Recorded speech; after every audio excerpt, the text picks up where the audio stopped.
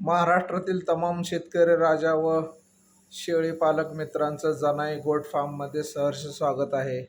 मित्रांनो, आपण उस्मानाबादी शेळीबद्दल आज थोडंसं जाणून घेणार आहोत. उस्मानाबादी शेळीबद्दल महाराष्ट्रामध्ये खूप गैरसमज झालेले आहेत. त्याविषयी आपण बोलणार आहोत. मित्रांनो, महाराष्ट्रामध्ये प्रामुख्याने मराठवाड्यात आढळणारी ही उस्मानाबादी शेळी आहे. 2 पिल्लं देते 6 महिन्यातून एकदा. प्रजनन क्षमता चांगली आहे. दुधाला थोडीशी कमी आहे, पण जेवढं पिल्लांना दूध पाहिजे तेवढं त्या शेळीपासून भेटतंय पिल्लांसाठी. अशी काटक आणि मजबूत शेळी आहे, कुठल्याही वातावरण तग धरणारी. पण आपली ही शेळी मित्रांनो, जसं की आपण बघतो बिटल ही पंजाबमधली मूळची जात आहे. पंजाबमध्ये आपण कधी यूट्यूबला किंवा कुठल्याही फार्मवर उस्मानाबादी शेळी बघितली का मित्रांनो? तर ह्याचं उत्तर नाहीच येईल. राजस्थानमध्ये उस्मानाबादी शेळी बघितली का?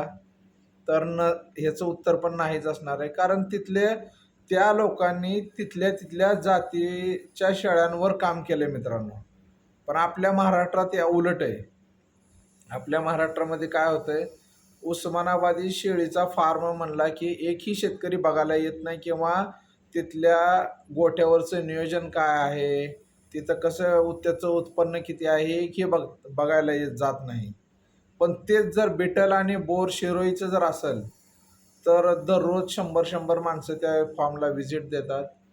मग असं का होतंय? उस्मानाबादी शेळी तर मटणासाठी चांगली आहे, प्रजनन क्षमतेसाठी चांगली आहे, दुधासाठी चांगली आहे, काटक आहे, हे सगळं मान्य आहे. मग आपण आपल्या ह्या समाजामध्ये उस्मानाबाद शेळीला एवढा खालचा दर्जा का? कशामुळं असं होतंय? बाहेरच्या शेळ्या आपण आणतो, बाहेरच्या शेळ्या आपण सांभाळतो, आणि त्याच किमतीच्या 3 पट कमीनं आपल्याला शेळी उस्मानाबाद भेटते. आणि तेवढाच फायदा आपल्याला उस्मानाबादीपासून पण आहे, बिटलपासून पण आहे, आणि शिरोई शेळीपासून पण आहे. तरी पण आपली शेळी परराज्यात कोणीच घेणार नाही आणि सांभाळसुद्धा करणार नाही. पण आपण परराज्यातल्या सगळ्या शेळ्या इथं आणतो, इथं त्याचं पालनपोषण करतो, विक्री करतो, सांभाळ करतो, सगळं करतो. पण आपली उस्मानाबादी शेळी एवढी चांगली असूनसुद्धा कोणीही त्याचं समाजामध्ये त्या शेळीला किंमत नसल्यासारखं झालं मित्रांनो. असं का होतंय? तर समजा मी जर फार्म उस्मानाबादीचा टाकला, तर माझ्या फार्मला कोणी उस्मानाबादी होय असं बोलणार. आणि तेच जर बिटलचं जर असेल फार्म माझा, हो बिटल आहे, चला बघायला जाऊया, काय खासियत आहे, चला बघून येऊ, किती चारा लागतो, किती वैरण लागते, पिल्लं किती देते, ही सगळी माहिती काढणार. पण उस्मानाबादीचं जर फार्म आहे जर म्हणलं तर कुणी त्याच्यात उतरायलाच तयार होत नाही. उस्मानाबादी शेळीचा फार्म मी एक अनुभव सांगतो मित्रांनो. एक विदर्भातले शेतकरी आहेत, उच्च शिक्षित शेतकरी होते. त्यांचा मला गेल्या वर्षी मी व्हिडिओ बनवत होतो, फार्म बंद पडला म्हणून. त्यावेळेस फोन आला. तर ते म्हणाले, साहेब तुम्ही तर फार्म नुकसान झालं आणि तुम्ही सांगताय माझं एवढं नुकसान झालं, तेवढं नुकसान झालं, माझा मुलगा म्हणतोय की मला शेळी पालन करायचं आहे. तर मी त्यांना सांगितलं, माझं थोडंसं माझ्या चुकांमुळं पण फेल झालं होतं, आणि मी शेळ्या घेताना डायरेक्ट बोर शिरोईच्या घेतल्या, मला जेणेकरून उस्मानाबादमध्ये घ्यायला पाहिजे नव्हतं आणि काम करायला पाहिजे नव्हतं, त्यामुळं माझं मोठं नुकसान झालं. तर ते म्हणले, माझ्या मुलांनी प्रशिक्षण घेतलं 1-2 ठिकाणी, आणि मला शेळ्यांचा गोठा वगैरे आहे, शेती आहे, आपल्याकडं पाणी आहे. मग म्हणलं, सुरू करा साहेब, तुम्हाला चांगलं आहे सगळं, मुलांनी प्रशिक्षण घेतलं आहे, हे घेतलं आहे, तर तुम्ही सुरुवातीला असं करा, उस्मानाबादीच्या एक 10-20 शेळ्या घ्या आणि स्टार्ट करा. तर ते म्हणाले की नाही, माझा मुलगा म्हणतोय की बोर किंवा बिटलमध्ये करायचं. मग मी म्हणलं, काय हरकत नाही, मग तुमचं जर इच्छा असेल तर, पैसा जर असेल तर, तुम्ही भांडवल जर असेल तर करू शकता. मुलांनी प्रशिक्षण वगैरे घेतलंय तर मग त्याच्यासाठी तुम्ही तयारी काय केली आहे म्हणलं त्यांना. तर ते म्हणले मी वैरण अशी अशी केलेली आहे, झाडपाल्याचे गवतं लावलेत आणि एक शेड वगैरे आपलं तयार आहे आणि शेळ्या घ्यायची तयारी चालू आहे, पण तुमचा व्हिडिओ बघितला आणि म्हणून तुम्हाला फोन लावला आहे. तर मी म्हणलं काय हरकत नाही, घ्या मग. मग त्यांनी साताऱ्यामधून का कुठून शेळ्या घेतल्या माहीत नाही. मग त्यांनी बोर जातीच्या 20 शेळ्या घेतल्या मित्रांनो.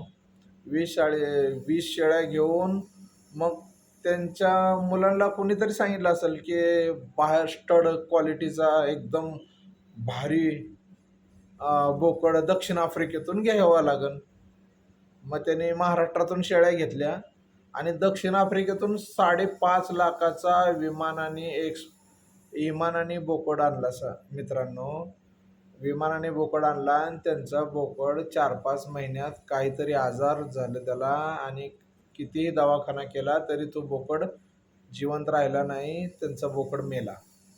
बाहेर देशातून एक्सपोर्ट करून आणलेला होता बोकड, तर तो मेला ब्रीडर आणि त्यांचं एवढं नुकसान झालं. त्याच्यानंतर मग मला एक दिवशी त्यांचा फोन आला, तुमचं आम्ही ऐकायला पाहिजे नव्हतं आणि उस्मानाबादीपासून सुरुवात करायला पाहिजे नव्हती. तर असं का होतंय, आपली उस्मानाबादी म्हणलं की शेतकरी तयारच होत नाही करायला. मानसिकता लोकांची अशी झाली की उस्मानाबादी म्हणजे काहीच नाही आणि बिटल आणि बोर जर असेल किंवा शिरोई असेल मग चांगला, किंमतच नाही. आता मी जर म्हणलं ना की माझ्याकडे उस्मानाबादी आहेत तर हो उस्मानाबादी येत होय, अशी समाजात एक बघण्याचा दृष्टिकोन झालेला आहे मित्रांनो. पण उस्मानाबादी शेळी खरंच छान आहे, काटक आहे आणि प्रजनन क्षमता चांगली आहे. बिटलला 4दा झक मारायला लावेल अशी आपली उस्मानाबादी शेळी आहे. उत्पन्नाच्या बाबतीत सुद्धा तशीच आहे. पण आपण बिटलला काय करतो, बिटल जर शेळी घेतली आपण मिनरल मिक्सचर एवढी तयारी करतो ना, जर बोरचं फार्म बनवायचं असेल ना एवढी तयारी करतो, पूर्ण त्यांचं डाएट प्लॅन तयार करतो, त्यांना खुराक किती द्यायचा त्यांच्यासाठी खुराकाची तयारी करतो, मल्टीस्टार, लिव्हर टॉनिक, असे औषधं असे आपण तयारी करतो. आणि उस्मानाबादी जर म्हणलं तर नुसतं शेळ्या घेऊन येणे चालू करणे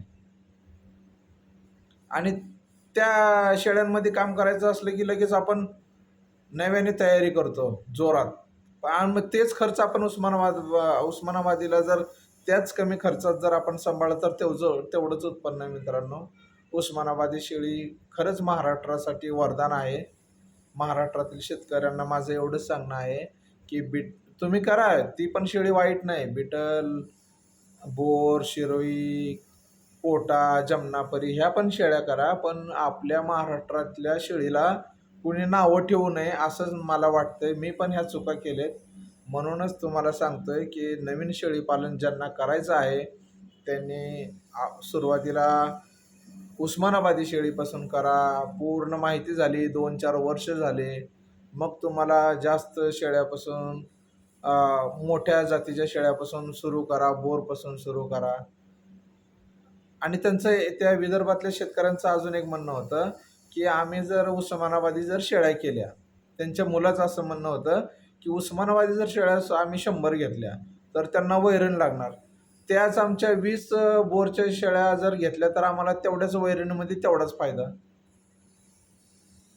पण त्यांचं म्हणणं पण ते बरोबर आहे. पण आपण शेतकरी आहे मित्रांनो, आपल्या घरी जर 100 जर माणसं पाहुणे रावळे आले तर आपण त्यांच्यासाठी जेवणाची सोय करू शकतो, एवढी शेतकऱ्यामध्ये ताकद आहे.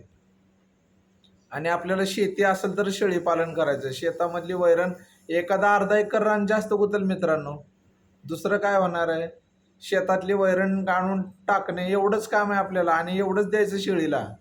आपल्याला दुसरं तिसरं काही द्यायचं नाही. नुसत्या वैरणीवर शेळीपालन होते मित्रांनो. थोडासा जरी खुराक टाकला, मिनरल मिक्सचरची गरज नाही, तुमच्या मल्टीस्टारची गरज नाही, ब्रोटॉन लिव्हर टॉनिकची गरज नाही, कुठल्याही लिक्विडची गरज नाही. आपल्या उस्मानाबाद शेळीला वातावरण आपल्या महाराष्ट्रातलं पोषक आहे आणि तुम्ही सुरुवात करताना उस्मानाबाद शेळीपासूनच सुरू करा. आणि हा समाजात गैरसमज झालेला आहे मित्रांनो. तर हा एक माझा प्रयत्न होता की हे सांगावं शेतकऱ्यांना की आपली उस्मानाबादी शेळीच छान आहे आणि आपण शेतकरी आहे. खाण्याचा किंवा तिला एवढंच लागेल, एवढंच किलो लागेल, मोगम धरायचा आपण. डायरेक्ट आपण शेतातून काट तोडून आणायचे आणि टाकायचं.